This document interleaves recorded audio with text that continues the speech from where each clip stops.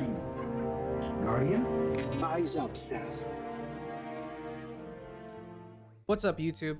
I wanted to show you guys a new build that I've been working on. I've been testing it out quite a bit, featuring the new Warlock Gauntlets.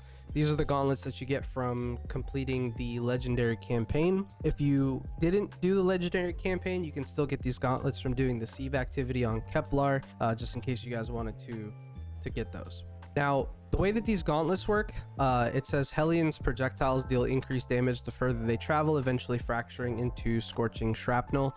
The biggest thing that we want to lean into this build on is to continuously have Hellion up and be able to apply as much Scorch as possible to all enemies. Being far away from the target isn't something that you have to go out of your way to do, but if you do have the ability to do so, it does give you a little bit of an extra damage buff, about 10 to 15%. Going into the build itself, we are using Song of Flame as the super. You can also use Well of Radiance or any other one that you want, but Song of Flame right now is doing a crap ton of damage, especially with the increased Scorch that we're going to be applying. So I definitely suggest Song of Flame for this. We're using Healing Rift because in Fabled content, especially when I was doing the Fabled version of the story mode, I like to have a Healing Rift that I can just kind of stand in and get the passive healing. You can also use Phoenix Dive though. Phoenix Dive is perfectly fine. We are using Celestial Fire just to kind of lean into the long range ability a little bit more. And then I prefer Healing Grenade over anything else just to give you that extra bump in healing. For the aspects, we are running Touch of Flame, as well as Hellion. Of course, you need that for the build to work. In terms of the fragments, the first one that we're running is Ember of Ashes to apply more Scorch stacks. We're running Ember of Singeing to get our class ability back as fast as possible. We're using Ember of Char for the solar ignitions to spread more Scorch. And then we're also using Ember of Eruption, where our solar ignitions have increased area of effect. Leaning into the stats of the build, we are going for 100 in class to make sure we have the most class ability cooldown possible. I do like to go 100 on weapon. I do want to, in the future, get some better gear pieces that's going to let me lean into maybe 150 or even close to 200 on the weapon stat, but 100 weapon is perfectly fine. If you do have the ability to do 100 class plus 100 super, it'll make the build feel even better. But at the moment, I don't have the gear to support that. Going into what we're running on each piece of armor, starting with our helmet, we have Dynamo, as well as Thermodynamic Siphon, because we are leaning into a lot of stasis as well as strand and solar. So you can use either Thermodynamic Siphon or you can use Solar Strand Dual Siphon, depending on what kind of weapons you opt to use.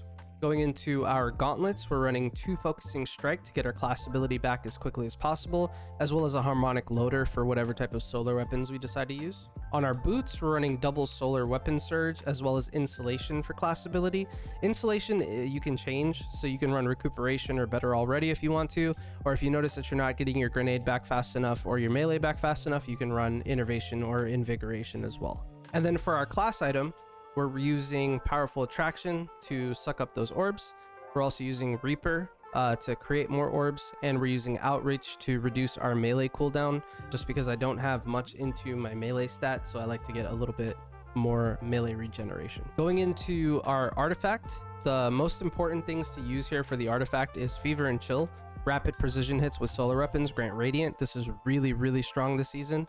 And then also rapid precision hits with stasis weapons grant Frost Armor. So since we're using a lot of stasis weapons and solar weapons in this build, you can lean into both of these and it makes it extremely strong. And then we're using Cauterized Darkness. Stasis or Strand debuffed non-boss combatants take increased solar damage from all sources. This really helps your ignitions pop, give you more damage against non-bosses. Really good this season. And then the other one that's really important is Radiant Shrapnel. So dealing sustained weapon damage while radiant or defeating a scorched combatant with a weapon causes the target to release solar projectiles. This gives you kind of like a mini Hellion coming out of the enemies and just allows you to produce more Scorch. Now, where this build really shines is the versatility in the weapons that you can use. I prefer to use Tinash's Mastery just for the Chill Clip, because Chill Clip is a lot easier to apply than any other type of debuff. You can also use Riptide if it has Chill Clip, any stasis weapon really that has Chill Clip, but Tinash's Mastery seems to work the best and also provide the most amount of damage. If you're looking for a strand variant, I do like the new submachine gun this season. You can get this for free from Zavala doing your season pass missions. This one comes with Slice and Surrounded, which is a pretty decent roll. But Slice, every time you use your class ability, you can sever targets on hit. This works really, really well since with this build because we are using our class ability quite a bit. We have it off cooldown pretty quickly before our Hellion even goes away. So Slices is a really good option here if you want to use a strand debuff instead of a stasis debuff. In terms of the solar weapons, there's quite a few options, right? I love Polaris Lance because this season it's doing a ton of damage. It's one of the seasonal weapons, so it works really, really well in this build. I also do like the Agape hand cannon, so if you wanted to use something a little bit more close range, this particular roll is the one you get for completing the Fabled campaign missions, and it has Burning Ambition, which gives you more scorch stacks.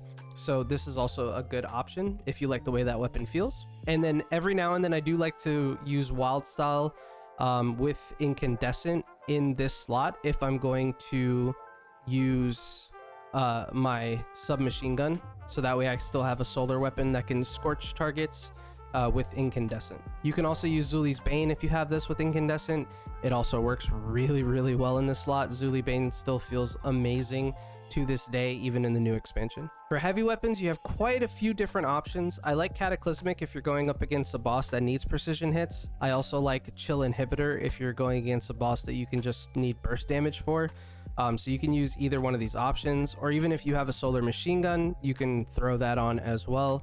But it doesn't have to be solar. You can pretty much, like I said, use any type of heavy weapon that you want. I do also like using Dragon's Breath.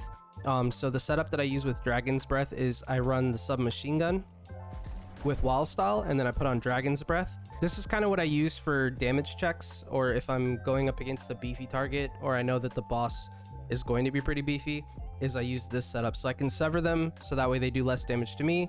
I can use Wild Style to just get some extra damage in between my swaps, and then I can use Dragon's Breath to apply more scorch stacks, which allows me to get my class ability back a whole lot faster as well. If I'm not running for boss damage, I do like to go with the Polaris Lance version of this. So this would typically be the setup that I would run.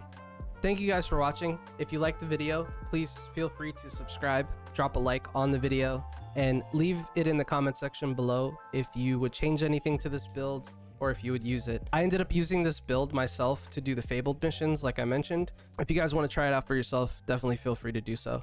But I'll see you guys next time. Bye!